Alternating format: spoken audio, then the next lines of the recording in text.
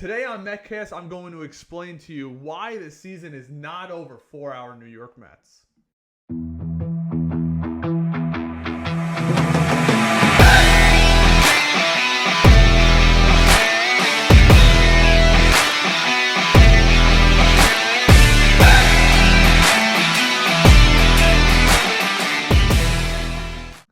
All right, Met fans, I know we've had a really tough start to the season.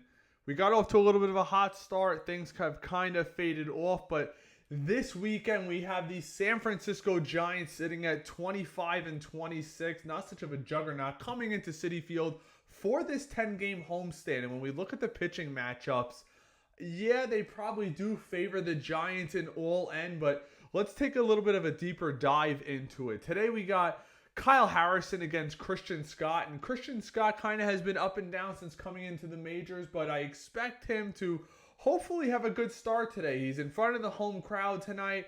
Hopefully there'll be a lot of people there. It's Memorial Day weekend. A lot of people like going to games, so hopefully he could take the ball and give us a really good quality start. And then tomorrow we got Jordan Hicks going against Luis Severino, who has been one of our more consistent starters throughout the beginning of this season. Yeah, Jordan Hicks throws hard, which has given us fits at time. Maybe you expect a guy like Tyrone Taylor to get a start tomorrow, a pure fastball hitter for the Mets in the outfield. He loves that fastball, and so does Harrison Bader. And then when we head into Game 3, you got Logan Webb going up against Sean Manaea, who's been another one of our more consistent starters in this season. He's got a 3.11 ERA, so he's done pretty well for us. Now, my big thing is, how is this lineup going to configure as we head into this weekend series? I know Carlos Mendoza has had Francisco Lindor at the top of the lineup, which I kind of like, but it's starting to wear off on me. If he's not going to be able to get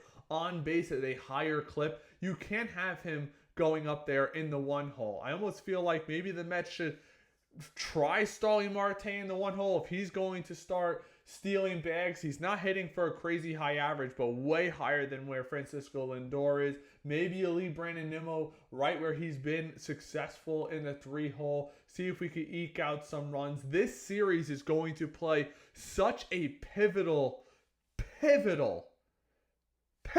situation when it comes to the season, as the Mets are currently 4 games out of the final wild card. But if you look at the wild card standings right now, no one's catching the Braves. The Cubs are up there. They're 27-24. And then we have San Diego at 1 game over 500, 27-26 in that final wild card spot. You have a lot of teams right now vying for that last final card spot, including the San Francisco Giants, who we're going to be playing this weekend. They're only 1 game out of that final wild card spot. You have San Francisco, Arizona, St. Louis, Pittsburgh, Washington, and then us at 4 games out. So there are a lot of teams right now kind of jockeying for position for that final wild card, but there's still so much of the season left. It's easy to get discouraged. I've been discouraged at times, but all we need to see is a couple of our bats get hot. We haven't really seen it yet this year. JD Martinez has come out flame throwing. I want to see him in the lineup every single day, but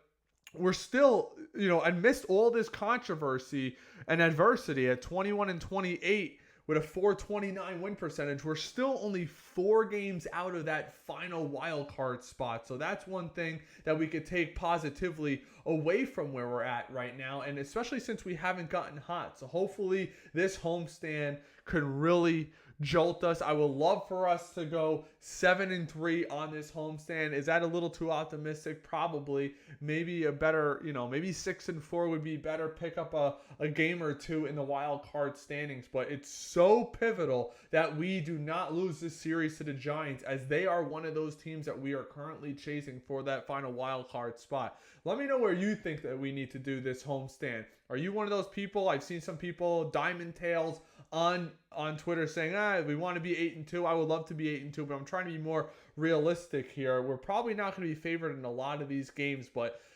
with these 3 pitchers coming up between Scott, Severino, and Manaea, we have to win 2 out of these next 3 games, because those are our top 3 pitchers probably right now as we head into the mid part of summer. We'll come back with an update shortly after this series is over. As always, thank you for watching. Like and subscribe, and let's go Mets.